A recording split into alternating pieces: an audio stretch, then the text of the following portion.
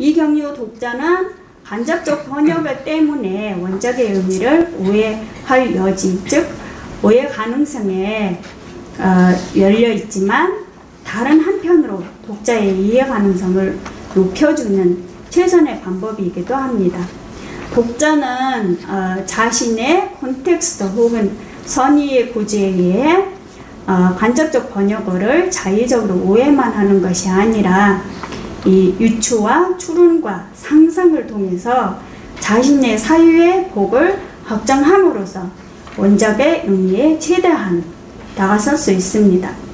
만약 독자에게 번역되는 원작과 번역된 작품이 최대한 의미를 상식적이고 합리적으로 전달하기 위해 노력하고 있을 것이라는 믿음이 선행한다면, 그리고 독자가 그러한 믿음을 전제로 번역자의 번역어를 4개로 자기 사유를 확장할 자세가 동반된다면은 이 간접적 번역에 대한 독자의 이해도가 상승할 수 있을 것입니다.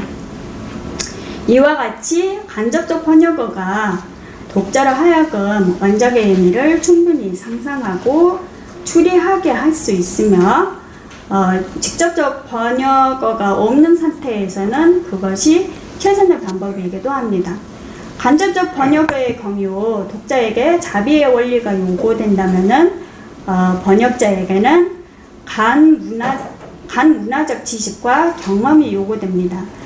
번역자는 독자가 쉽게 원작의 의미에 근접할 수 있도록 능숙하게 간접적 번역어를 구사해야 하며, 그러기 위해서는 원작이 한국이 어떠한 콘텍스트와 연계되어 있는지를 잘 알아야 할 뿐만 아니라 이 원작의 어휘에 대해 번역어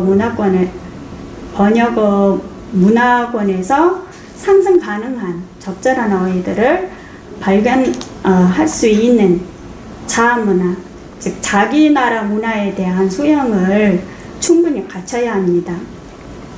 따라서 번역자가 의미론적 번역과 맥락적 번역을 수행하기 위해 원작에 대한 배경 지식을 습득해야 하고, 여의치 않을 때는 배경 지식을 충분히 가지고 있는 전문가 및 한국인의 도움을 받는 것이 필요합니다.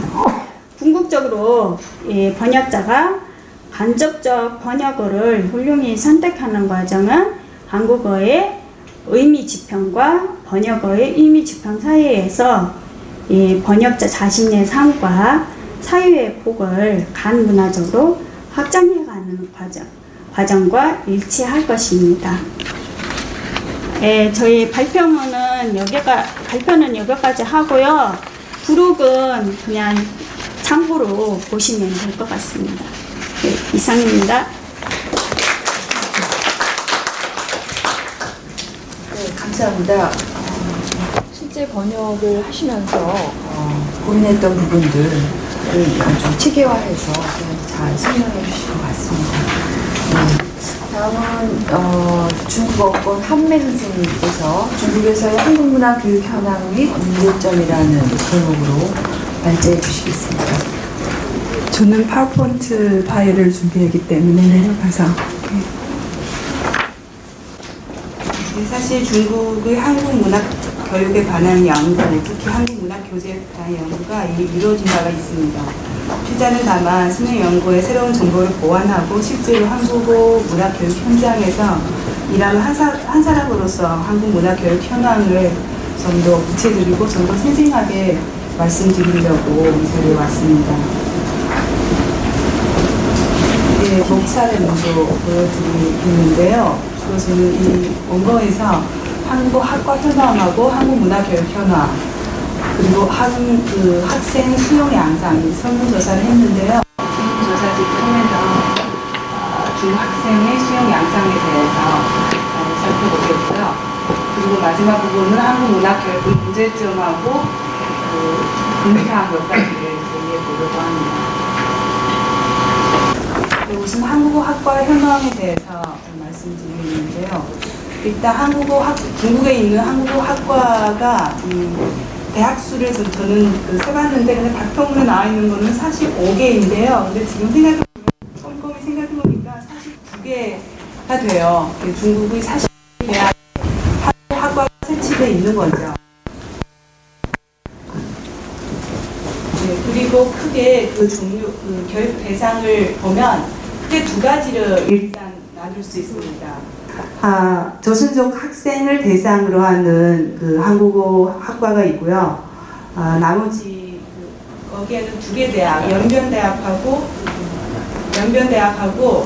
중앙민족대학이라는 두 개 대학에서 한국어 학과가 있는데 주로 조선족, 중국에서 사는 중국 국적을 가진 조선족 학생들을 교육 대상으로 가르치고 있습니다. 다시 말해서 한국어를 모국어로 하는 학생들을 대상으로 교육하는 거고요. 나머지 40여 개의 대학에서는 다 모국어가 아닌 외국어로 한국어 교육을 하고 있습니다. 그리고 한국어 학과의 설립 시기를 보면 크게 저는 크게 두 가지로 나눌 수 있는데요. 우선 그 중에서 가장 오랜 역사를 가지고 있는 대학은 북경대학하고 연변대학이라고 할 수 있는데요.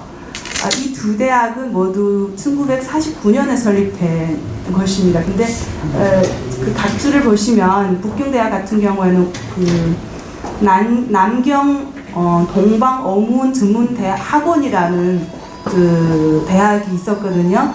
1946년에 설립됐는데 종칭에서 설립된 거거든요. 1946년도에 중국에 이미 한국어 학과가 생겼다고 말씀드릴 수 있습니다. 그 다음에는 북경대외경제무역대학, 낙양외국어대학, 중앙민족대학 이 순서대로 이렇게 돼 있거든요. 그다음 나머지 40몇 개 대학 한국어 학과는 거의 다 20세기 80년대 말, 즉 한중 수교 전후로 해서 지금부터도 계속 각 지역에서 한국어 학과가 생기고 있는 겁니다.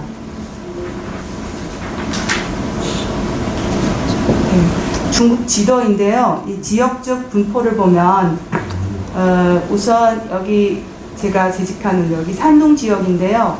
한국하고 가장 가까운 지역이라고 할 수 있습니다. 산동 지역에 위치되어 있고, 그 다음에 동북 지역, 흑룡강성이나 길림성, 영해왕성, 북한하고 가까운 지역이고요.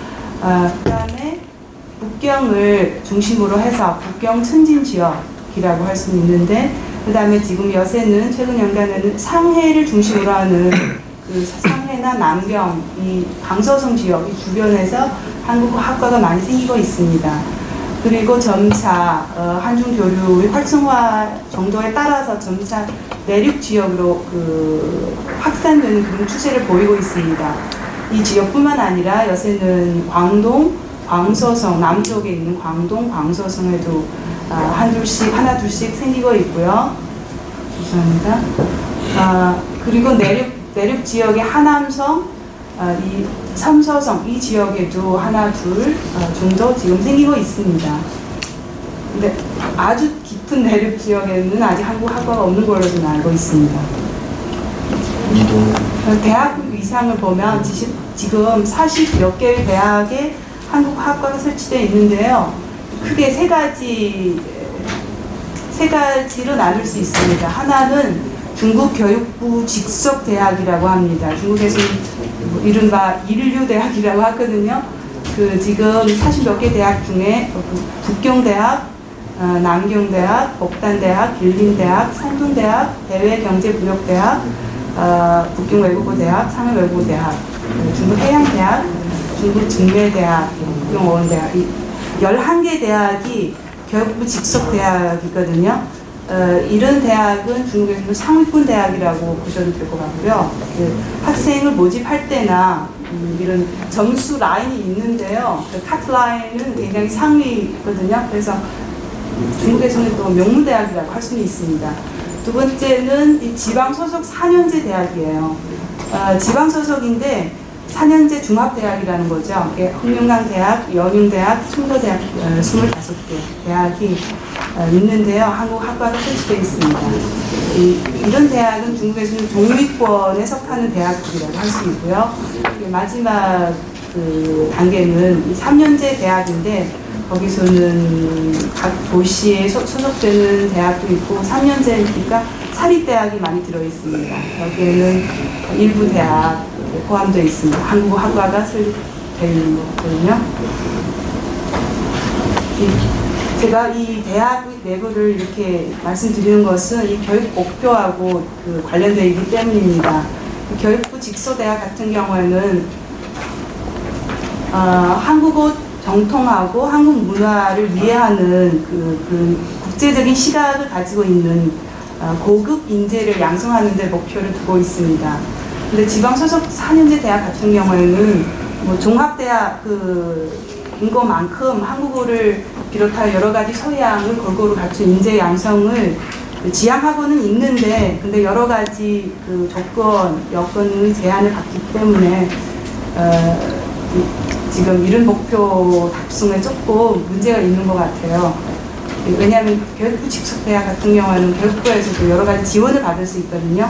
여러 가지 프로그램 이런 것도 그 정부에서 직접 운영하도록 할 수도 있고, 근데 지방 소속 4년제 대학은 조금 열악합니다. 조건 여러 가지 그 지원 이런 경우에는. 마지막 3년제 전문대학 같은 경우는 한국어 전문 인력 양성 여기에 중점을 두고 있는 거죠.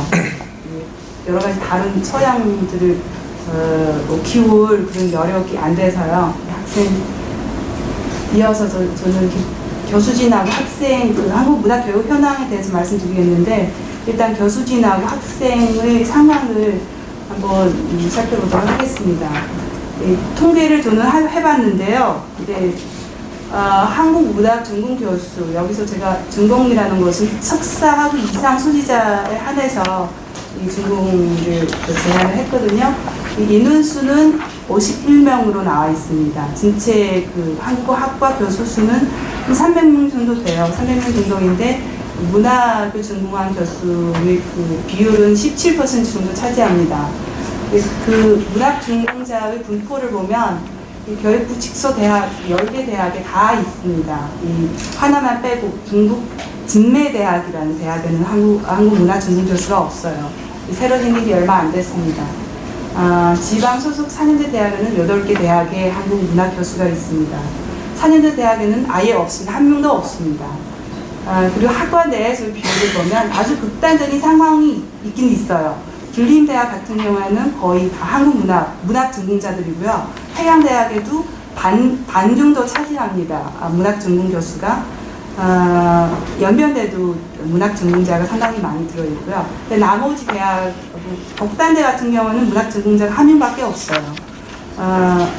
진매대는 물론 없고요. 근데 나머지 대학에는 거의 다 20% 정도, 문학 전공 교수가 전체 학과에서 20% 정도를 차지하고 있습니다. 그 인원수를 보면.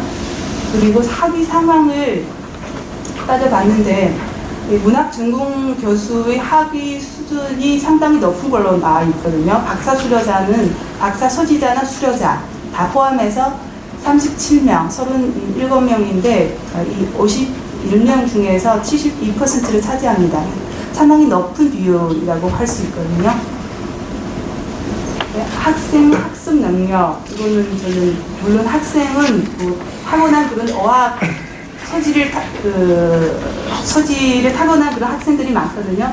근데 그 평균적인 수준을 따지고 보면 한국어 수준만 따지면 연변대학하고 중앙민주대학, 물론 모국어로 하기 때문에 그 한국어 수준이 상당히 높은 것은 당연한 일이고요. 종합적으로 살펴보면 중국 그 교육부 직속대학 학생의 지적 수준이나 학습 능력이 강한 것으로 보이고요. 네, 상대적으로 한국어 수준도 높은 편입니다. 물론 그 지방 소속 4년제 대학이나 3년제 전문대학 같은 경우는 각각 한 차원이 낮은 것으로 이렇게 드러나고 있거든요. 그러니까 문학 강좌의 개설 상황에 대해서 선행 연구에서 많이 이루어졌는데요. 중국의 한국어 학과에서 주요 과목들은 한국어 강독, 회화, 듣기, 장문, 시청각, 독해, 3학년 때는 뭐 번역, 통역, 무역 한국어, 시사 한국어, 관광 한국어 이런 것으로 실용적 어학 습득이 위주로 되어 있고 실용적인 그런 과목들이 많이 개설.